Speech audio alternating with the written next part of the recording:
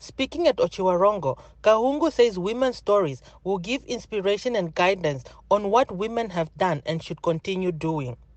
Essentially, we want to reserve, record, and document the history of Swapo Party Women's Council so to instill pride and enthusiasm and provide a roadmap for future successes.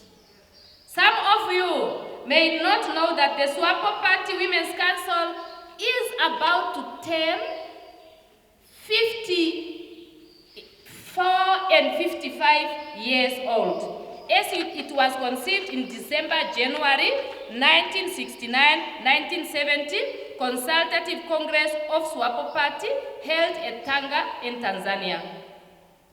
This shows that the Women's Council has a long and rich history. It also shows that our leaders of the time were visionary and strategic by creating a women's wing at the time. Let us give them a round of applause. Kahungu further called on the Women's Council to start grooming young women in leadership positions within the party to ensure continuous leadership.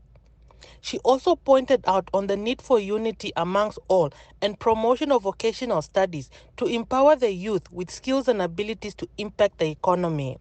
Ochozonjupa Regional Council Chairperson Marlene Bakera called on the Women's Council to mobilize fellow women to vote for Vice President Netumbo Nandi-Ndaitwah as the first female presidential candidate. We cannot sit and work. We need to make things happen as women. Now that we have a presidential candidate, a woman, we don't want to put her to shame. We want to be the front runners. When the campaign starts for Meme, we should be the front runners. We should do that campaign is our campaign. Men must follow. We don't want to be in a campaign led by men when it comes to our candidate. Because why? She's a woman. We should be the front runners of that campaign. Women should be the front runners of that campaign. Men this time around, we are telling them, wait for us. Behind. We are doing our campaign. We are going to campaign for our presidential candidate. The first ever woman. We are about to make history. And we will be the front runners of the campaign of the Swapo Party.